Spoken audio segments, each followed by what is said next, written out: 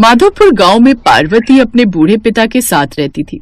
पार्वती के पिता एक गरीब किसान थे जो खेती करके अपने परिवार का गुजारा करते थे। पार्वती की मां कई साल पहले ही मर गई थी, जिस कारण पार्वती ने घर का कामकाज छोटी उम्र में ही संभाल लिया। पापा आप आ गए, हाथ मुंह धो लीजिए, मैं खाना लगा देती हूँ। ठीक है बिटिया, वैसे भी आज बड़े जोरों की भूख लगी है। कुछ देर बाद पार्वती अपने बाबा के लिए भिंडी की सब्जी और रोटी लेकर आती है, जिसे खाते ही रामदीन अपनी उंगलियां चाटता रह जाता है। वाह बिटिया, क्या स्वाद है तेरे हाथों में। सच कहूँ तेरी माँ भी अच्छा खाना बनाती थी, लेकिन तू तो अपनी माँ से भी ज्यादा अच्छा खाना बनाती है। ये हुनर मुझे मेरी माँ से ही तो आया है बाबा। आपके लिए 2 रोटी और ले आऊं? अरे हाँ बिटिया, नेकी और पूछ पूछ। कुछ देर बाद पार्वती 2 रोटी और डालकर उसे खाने को देती है। सच में बिटिया, पेट भर गया लेकिन दिल नहीं भरा। अच्छा बाबा, वो मैं कह रही थी कि आपको फसल के पैसे मिल गए क्या? हाँ बिटिया, इस बार अच्छी फसल हुई है तो पैसे भी अच्छे मिले हैं। सोच रहा हूँ इस साल तेरे हाथ पीले कर ही दूं, ताकि मैं भी चैन से मर सकूं फिर। बाबा ऐसी बातें क्यों करते हो, मरे आपके दुश्मन। वैसे तू क्यों पैसों के बारे में पूछ रही है? तुझे कुछ लेना है क्या, नया सूट या नई चप्पल? नहीं बाबा, मुझे ये सब नहीं चाहिए। वो क्या है ना, मैं कल बाजार गई थी, वहाँ पर बहुत अच्छी चाउमीन की खुशबू आ रही थी तो मेरा बड़ा मन हुआ। अच्छा अच्छा, तो तुझे पैसे चाहिए चाउमीन खाने के लिए? तू बिना चाउमीन की दीवानी है। देखना तेरी शादी ना मैं एक चाउमीन वाले से ही करूंगा, ताकि तू सारा दिन बस चाउमीन ही खाती रहे। क्या बाबा आप भी। रामदीन उसे पैसे दे देता है, जिससे वो अगले दिन अपनी सहेली के साथ चाउमीन के ठेले पर जाती है। उस ठेले पर सुरेश नाम का आदमी चाउमीन बनाकर बेचता था। सुरेश दिखने में सुंदर था, साथ ही उसका बात करने का ढंग भी बड़ा अच्छा था, इसलिए वो कुछ ही पल में पार्वती को पसंद आ गया। उसे भी पार्वती पसंद आ गई। अब दोनों रोज छुप छुप कर मिलने लगे। जब ये बात उनके घर वालों को पता चली तो उन्होंने दोनों की शादी करवा दी। शादी के बाद वो ठेला बंद हो गया जिस पर सुरेश काम करता था।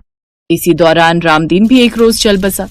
अब गांव में कुछ नहीं बचा था, इसलिए वो दोनों दिल्ली शहर आ गए और अब सुरेश वहीं पर एक सेठ सोहनलाल के ठेले पर चाउमीन बनाने का काम करने लगा। लेकिन एक रोज चाउमीन में नमक थोड़ा ज्यादा होने के कारण ग्राहक चाउमीन बीच में ही छोड़कर चला गया और गुस्से में आकर सोहनलाल ने सुरेश को उसके 2 महीने के पैसे दिए बिना ही नौकरी से निकाल दिया। कैसा घटिया सेठ है वो, उसको तो हाई लगेगी हमारी। अब सुरेश ने दिहाड़ी मजदूरी करना शुरू कर दिया ताकि वो खुद का चाउमीन का ठेला लगा सके। अरे पार्वती भाभी, अरे जल्दी चलो। अरे सुरेश भैया बिल्डिंग की सीढ़ियों से गिर गए हैं, उन्हें बहुत चोट आई है। क्या चोट आ गई? कहाँ है भैया? बिल्डिंग के मालिक ने पड़ोस के अस्पताल में भेजा है। सुरेश भैया के सिर पर गहरी चोट आई है। पार्वती दौड़ती हुई अस्पताल जाती है। सुरेश इस दुर्घटना में अपनी आंखों की रोशनी खो देता है। एक के बाद एक परेशानियां सुरेश के परिवार को घेर लेती हैं। सोच रहा था थोड़े पैसे कमाकर तवा चाउमीन का ठेला लगा लूंगा, पर यह मुसीबत आ गई। अब तो मैं देख भी नहीं सकता। मोहताज हो गई है जिंदगी मेरी पार्वती। मैंने ऐसा कभी नहीं सोचा था। ऐसा न कहो, जिंदगी में अगर परेशानी आई है तो उनसे निकलने का हल भी हम मिलकर ढूंढेंगे। आप ठेला नहीं लगा सके तो क्या हुआ, मैं तवा चाउमीन का ठेला लगाऊंगी। बस आप मुझे तरीका बताते जाना, मैं उसी तरीके से बनाने की पूरी कोशिश करूंगी।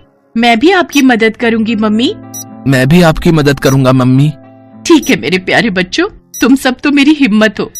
पार्वती उधार पर चाउमीन बनाने का सामान और ठेला ले लेती है। सुरेश उसे बोल बोल कर तवा चाउमीन बनाना सिखाने लगा। जब पार्वती बाजार में तवा चाउमीन का ठेला लगाती तो सुरेश और बच्चे भी उसके साथ ही रहते। पार्वती धीरे धीरे बहुत ही बढ़िया तवा चाउमीन बनाना सीख गई। ग्राहक भी पार्वती के ठेले पर आते तो तवा चाउमीन की बहुत तारीफ करते। सुरेश भैया, ये सब कब हुआ? आपको मैंने सोहनलाल के ठेले पर कई बार तवा चाउमीन बनाते हुए देखा है। आवाज तो जानी पहचानी लग रही है। पहले के ग्राहक मेरे बहुत अच्छे बातचीत वाले हो गए थे। क्या करूं भैया, मालिक ने अपने ठेले से निकाल दिया था। मजदूरी करके थोड़े पैसे कमाने थे तो यह हादसा हो गया। कुछ ग्राहक तो सुरेश को पहले से ही जानते थे। जब उन्होंने उसकी ये हालत देखी तो उन्हें भी बहुत दुख हुआ। धीरे धीरे पार्वती के तवा चाउमीन ठेले पर भीड़ लगने लगी। पर एक दिन सुरेश के मालिक सोहनलाल को जब ये बात पता चली कि उसके सारे ग्राहक सुरेश के ठेले पर तवा चाउमीन खाने के लिए जाते हैं तो वो जलन से भर गया और उसने कुछ गुंडों को सुरेश के ठेले पर धमकाने के लिए भेजा। चलो हटाओ रे, ये चाउमीन का ठेला हटाओ यहाँ से, यहाँ कोई ठेला नहीं लगेगा। कैसे नहीं लगेगा? हमने तुम्हारा क्या बिगाड़ा है जो तुम हमारा ठेला यहाँ से हटवाने लगे हो? तुम लोग ऐसे नहीं मानोगे हैं? चलो भाई तोड़ दो इसका ठेला। पार्वती ये लोग हैं कौन, जरा पूछो तो। बे ओए, हमें सोहनलाल जी ने भेजा है, समझा? उनके सारे ग्राहक तुम्हारे ठेले पर आने लगे हैं और वो ऐसा कभी नहीं चाहते, इसलिए उन्होंने कहा है कि तू अब ये काम बंद कर। इस एरिया में बस उनका ही तवा चाउमीन का ठेला चलेगा, समझे? या कुछ और समझाए? हमें धमकी दे रहे हो? बाजार के बीच में खड़े हैं, अभी आवाज लगाऊंगी तो लोग इकट्ठे हो जाएंगे। अरे भाइयों बहनों, जरा हमारी मदद करो, देखो ये गुंडे हम गरीबों पर जुल्म कर रहे हैं। क्या हुआ बहन जी, चिंता मत करो, हमारे होते हुए गुंडे आपका कोई नुकसान नहीं पहुंचा सकते। चिंता मत करो, हम अभी इनकी वीडियो बनाकर सोशल मीडिया पर डालते हैं। क्या नाम बता रहे थे भैया, तुम्हें किसने भेजा है? गुंडे थोड़ा घबरा जाते हैं, उनके आसपास लोगों की भीड़ जुटने लगती है, जिनमें से कुछ मीडिया के लोग भी थे और कुछ जर्नलिस्ट, कुछ यूट्यूबर। फिर क्या था, उनको देखकर गुंडे बुरी तरह डर जाते हैं। इतनी देर में सोहनलाल भी आ जाता है। अब तो भीड़ सोहनलाल के पीछे पड़ जाती है। आप सब जानते हैं, इस बेईमान ने मेरे पति के 2 महीने के पैसे मार लिए और इन्हें नौकरी से निकाल दिया। आज मेरे पति की हालत इसी की वजह से है। सीधी तरह से इन गरीबों के पैसे लौटा दो, वरना तुम्हारा ये हाल होगा कि तुम सोच भी नहीं सकते। मैं एक न्यूज रिपोर्टर हूँ, भले ही आज मैं ड्यूटी पर नहीं हूँ, पर अपना फर्ज भली भांति जानती हूँ। सीधी तरह देते हो या तुम्हारे खिलाफ खबर छापूं? नहीं, मैं पैसे देता हूँ। सोहनलाल डर जाता है और वो पार्वती के हाथ में सुरेश के पैसे और बाकी सबके कहने पर उसका जो भी नुकसान हुआ उसमें पैसे बढ़ाकर देता है और उस दिन के बाद उन्हें तंग न करने का वादा करता है। काफी लोग सुरेश और पार्वती की मदद के लिए आते हैं और फिर सुरेश का इलाज भी करवाने के लिए बहुत से लोगों ने मदद की, जिससे सुरेश की आंखों का ऑपरेशन हो गया और उसकी आंखों की रोशनी फिर से लौट आई और सुरेश और पार्वती दोनों मिलकर अपने तवा चाउमीन के ठेले पर मेहनत करने लगे।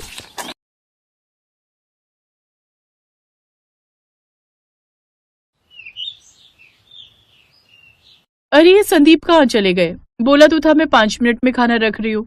ओफो बहू, तू हर रोज ये एक ही सब्जी बना देती है। ऐसा नाश्ता देखकर तो वो ऑफिस ही निकल जाएगा ना। ये घिया तोरी तो मन ही नहीं करता खाने को। माँ जी, बच्चों के सामने यूं घिया तोरी करेंगी ना तो ये भी नहीं खाएंगे ये खाना। अपने बाप से 10 कदम आगे ही रहते हैं ये दोनों। हफ्ते में 7 दिन होते हैं तो 2 दिन तो ये घिया तोरी बनी जाएगी। और आज जैसे मैंने ये सोयाबीन की सब्जी बनाई तो ऐसे ही कल पनीर की सब्जी भी तो बनाई थी। छी, उसे पनीर कहती हो आप? वो तो बर्तन में साबुन रहने की वजह से दूध फट गया था, इसलिए उसका आपने पनीर बना डाला। ऐसे पनीर की सब्जी को आप सब्जी कहती हो? 1 गिलास पानी का तो तुझसे दिया नहीं जाता, फिर इतनी शेखी कैसे झाड़ रहा है? किसने बताया तुझे ये सब? हाँ बता। दादी ने। और किसने? माँ जी। क्या माँ जी कर रही है? सच ही तो कहा था उससे, दूध फट गया था तभी तो बेकार सी पनीर की सब्जी बनाई थी तूने। छोड़ ना बिट्टू, मुझे भी नहीं खाना ये खाना। चलो स्कूल बस आ गई, अब चलते हैं। रुक जाओ बच्चों, ये लो 100 रुपए रखो और कैंटीन में ही कुछ खा लेना। जाओ जाओ। पापा जी, आपकी इसी आदत के कारण इन्होंने घर का खाना छोड़ दिया है, क्योंकि उन्हें पता है दादाजी से पैसे मिल जाएंगे। ये क्या तरीका है भाभी? पापा जी से ऐसे बात करते हैं क्या? और क्या हो गया अगर पैसे दे भी दिए तो? बाहर खा लेंगे बेचारे।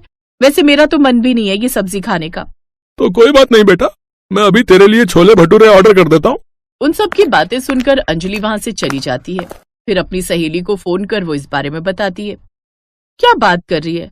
आजकल जहाँ बहुएं खाने को सूखी रोटी तक नहीं देती, उन्हें इतना सब मिल रहा है, फिर भी उनके इतने नखरे हैं। अरे मैं तो कहती हूँ तो अगले 3 दिन तक किसी को खाना ही मत दे। भूखे रहेंगे तो अपने आप सारी अकल ठिकाने आ जाएगी। अरे कुछ ठिकाने नहीं आएगी इनको तो, बल्कि बहाना मिल जाएगा बाहर का खाना मंगवाने का। और तू जानती है उससे कितनी बीमारियां होती है। और अब देखना, सुबह वो भी खाली पेट ही चले गए। अब मुझसे भी खाना नहीं खाया जा रहा। तो तू टेंशन क्यों लेती है? उनको जो सब्जी पसंद है वो बनाकर जीजू के ऑफिस में टिफिन देकर आ जा। शिखा का आइडिया अंजलि को पसंद आता है और वो जल्दी से संदीप की पसंद का खाना बनाकर टिफिन में पैक करके उसके ऑफिस देने गई, जहाँ वो देखती है कि संदीप तो बड़े मजे से कैंटीन का खाना खा रहा है। मैं तुम्हारे लिए इतनी मेहनत करके खाना लाई और तुम बाहर का खा रहे हो। तो क्या करता?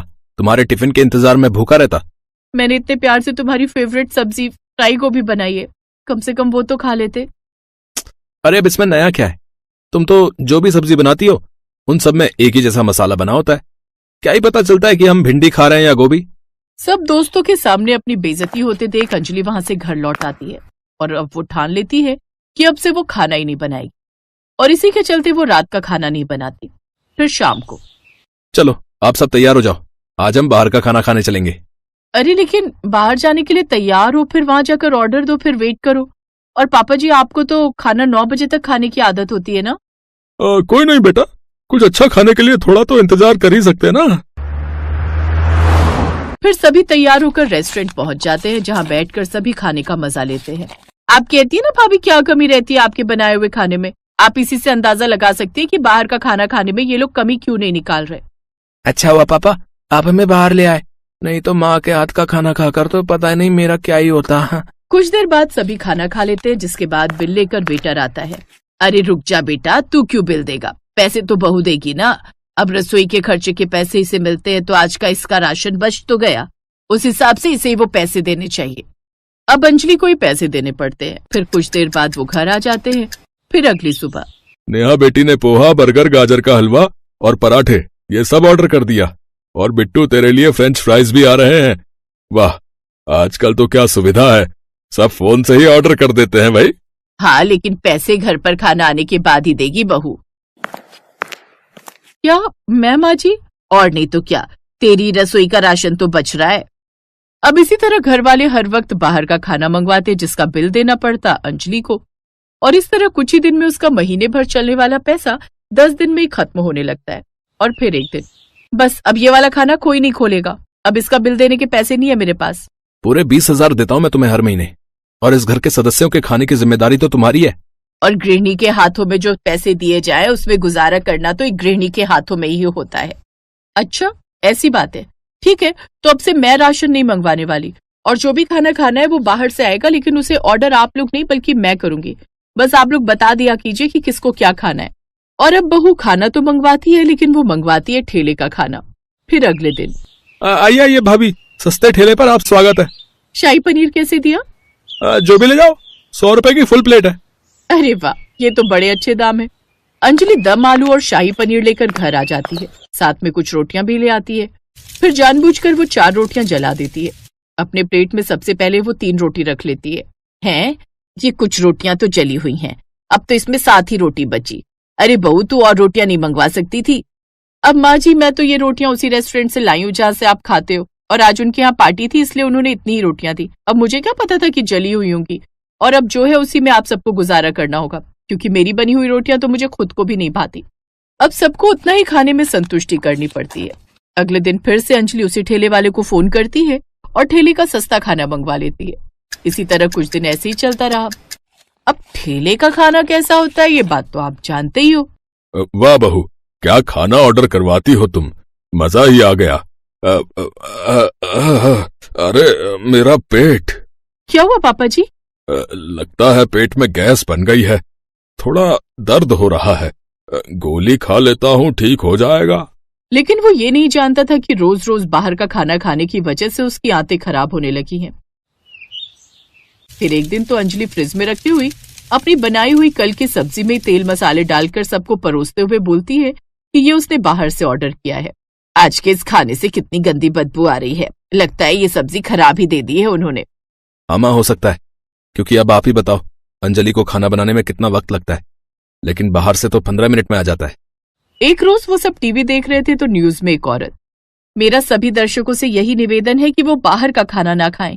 बाहर का खाने खाने से शरीर में कई तरह की बीमारियां हो रही हैं, जैसे कैंसर, पेट में इन्फेक्शन, पेट में दर्द और भी कई तरह की। इसलिए हमें बाहर के खाने से परहेज करना चाहिए। अंजलि परिवार वालों का रिएक्शन बड़े मजे से देख रही थी, क्योंकि ये सब उसी का तो प्लान था। ये देखकर सब घबरा गए और ससुर जी कहने लगे, इस खाने को हटाओ मेरे सामने से भाई, मुझे अभी और जीना है। बहू तू रसोई में जा और हमारे लिए अपने हाथों से कुछ बना कर ला। हाँ अंजलि, अब हम सब तुम्हारे हाथ का ही बना खाना खाएंगे। अंजलि का प्लान काम कर गया और अब सबने बाहर का खाना बंद कर दिया, और अब बिना कोई नुक्स निकाले वो उसके हाथों का बना खाना खाते।